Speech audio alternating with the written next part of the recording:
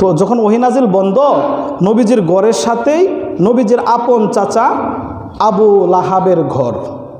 আবু লাহাবের বউ উম্মে জামিল ঘর থেকে বের হইয়া নবীজিকে দেখে বলতেছে, মুহাম্মদ, শুনলাম তোমার শয়তান নাকি তোমার ত্যাগ করছে। তো নবীজি খুব কষ্ট পাইছে, কথাটা আপন মানুষের কথা কইছে, বুঝেন না। তো যেদিকে যা কাফের মুশরিকরা খালি নবীরে এরকম কথা বলে যে মুহাম্মদের রব মুহাম্মদরে ত্যাগ করছে, এখন আর তার কাছে ওহী আসে না, এখন আর কোরআন আয়াত শোনাইতে পারে না। তো নবীজি যখন এরকম একটু মনক্ষুণ্ণ কষ্ট পাইলেন, তখন আল্লাহ পাক সূরাতুদ দুহা নাজিল করলেন। ওয়াদ-দুহা, উজ্জ্বল দিনের কসম, ওয়াল-লাইলি ইযা সাজা,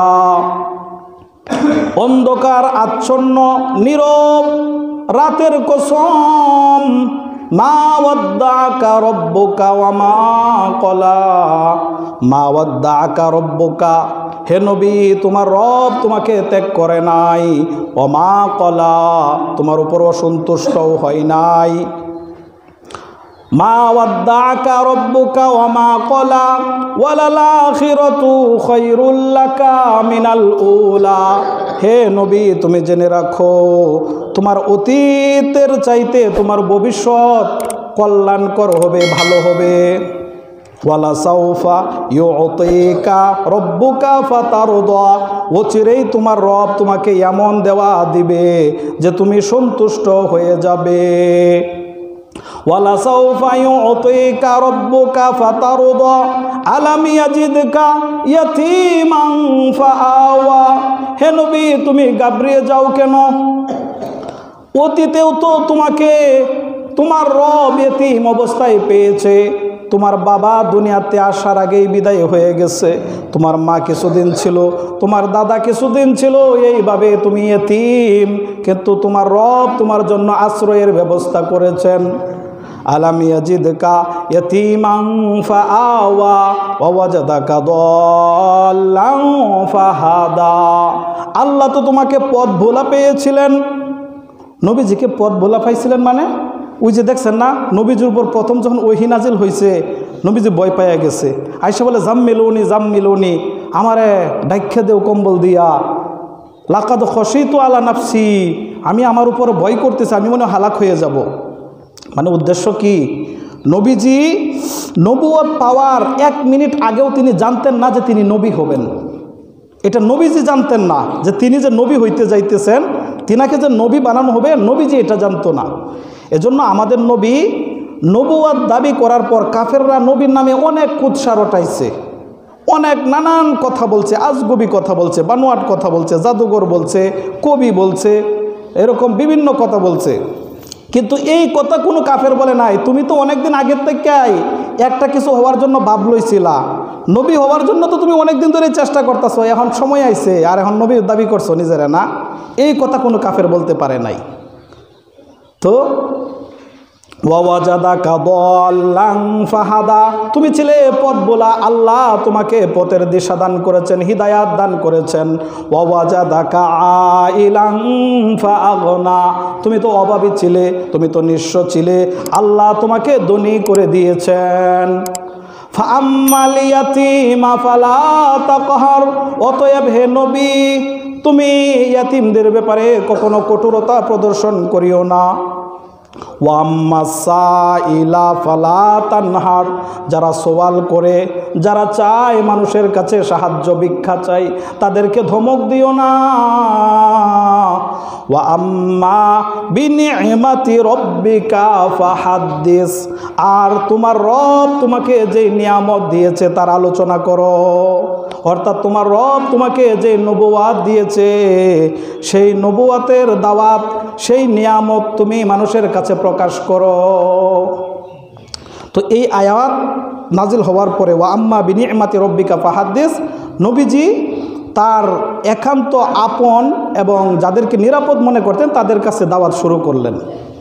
প্রথম দিকে যারা মুসলমান হয়েছিল, নবীজির প্রথম মুসলমান যিনি হয়েছিলেন তিনি হচ্ছে হযরত খাদিজা বিনতে খুয়াইলিদ রাদিয়াল্লাহু আনহা, নবীজির স্ত্রী। নবীজি যখন তার কাছে এসে বলল যে এরকম আমি কথা শুনছি, আমাকে এরকম ফেরেশতা আসছে এরকম বলছে, তখনই সে নবীজির সবগুলি কথা অক্ষরে অক্ষরে মনে প্রাণে বিশ্বাস করে নবীজির উপর প্রথম ঈমান আনছে। নবীজি আল্লাহর রাসূল, তিনার স্বামী আল্লাহর রাসূল। এর চাইতে বড় সার্টিফিকেট আর কি হইতে পারে? একটা মানুষের ভিতর বাহির সম্পূর্ণটা তার স্ত্রী বাদে দুনিয়ার আর কোনো মানুষ ভালো জানে না। একটা মানুষের ব্যাপারে তার সবচাইতে ভালো তার স্ত্রী জানে। এজন্য হাদিসে আসছে, কোনো স্বামী যদি এই অবস্থায় মারা যায় যে তার স্ত্রী তার উপর সন্তুষ্ট ছিল, স্ত্রী সন্তুষ্ট রেখে কোনো স্বামী যদি মৃত্যুবরণ করে, তাহলে সেই স্বামী জান্নাতি, বিশ্বনবী বলেছেন। আবার কোনো স্ত্রী যদি এমন অবস্থায় মারা যায় যে তার স্বামী তার উপর সন্তুষ্ট ছিল, স্বামীকে সন্তুষ্ট রেখে স্ত্রী মারা গেছে, স্বামী সন্তুষ্ট, স্ত্রীর উপর কোনো অভিযোগ নাই, কোনো রাগ নাই, কোনো ক্ষোভ নাই, তো ওই স্ত্রী জান্নাতি, বিশ্বনবী বলেছেন। তো নবীজির কাছে প্রথম ইসলাম গ্রহণ করেছেন, নবীজির দাওয়াত গ্রহণ করেছেন হযরত খাদিজাতুল কুবরা রাদিয়াল্লাহু আনহা, যিনি একজন মহিলা ছিলেন।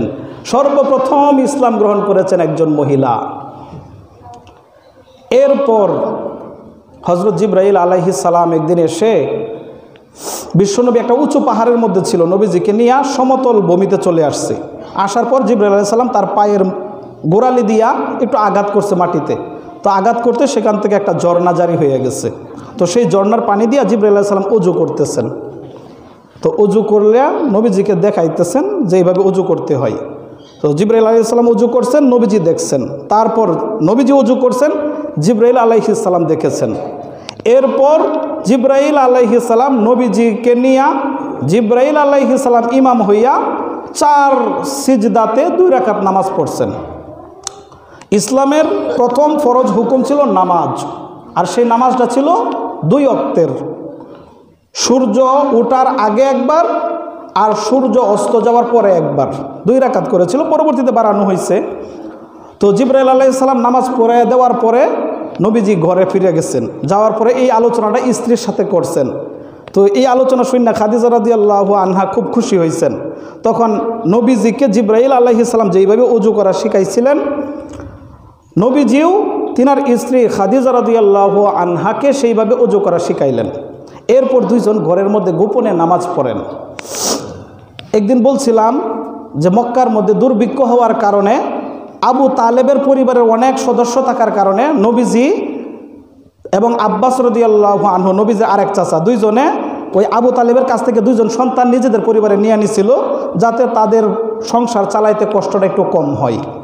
তো নবীজি নিছিল আবু তালেবকে, আর হযরত আব্বাস রাদিয়াল্লাহু তাআলা আনহু নিছিলেন হযরত জাফর রাদিয়াল্লাহু আনহুকে।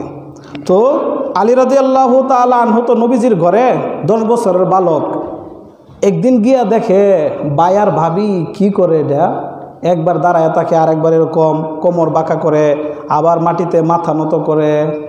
তো 10 বছরের বালক তো কইতেছে, ভাই তোমরা এটি কি করো? তখন নবীজি বলল যে যেহেতু আমি নিজের থেকে বলি নাই, সেই যেহেতু আমার কাছে আয়েশা বলতেছে, তাহলে আর লোক গোপন রাখার দরকার নাই।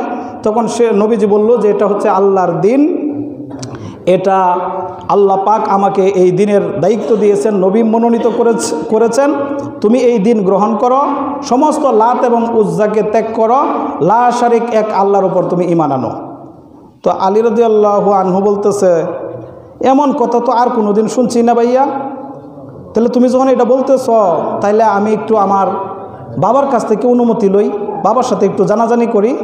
তো নবীজি বলতেছে, এখনও যেহেতু প্রকাশ হয়েছে না বিষয়টা, তাহলে এখন চাচারে জানানোর দরকার নাই। নবীজি আলীকে বললেন, আচ্ছা তুমি গ্রহণ করো আর না করো এটা তোমার ব্যাপার, কিন্তু এখন তুমি এটা কারো কাছে বলবা না, এটা গোপন রাখবা। তো আলী রাদিয়াল্লাহু তাআলা আনহু শুয়ে পড়ছে রাত্রে। তো এই ঘুমের মধ্যেই আল্লাহ পাক তার দিলের মধ্যে পরিবর্তন আইনা দিছে। সকালবেলা নবীজির কাছে আইসা বলতেছে, ভাইয়া কি যেন বলছিল আমারে? তো নবীজি বলতেছে যে এটা হচ্ছে দিন, এই দিনের আল্লাহ পাক আমাকে নবী বানাইছে, এক আল্লাহর ইবাদত করতে হবে, লাত এবং উজ্জাকে ত্যাগ করতে হবে, আল্লাহর উপর ঈমান আনতে হবে। তো আলী রাদিয়াল্লাহু তাআলা আনহু তখন মুসলমান হয়ে গেছে।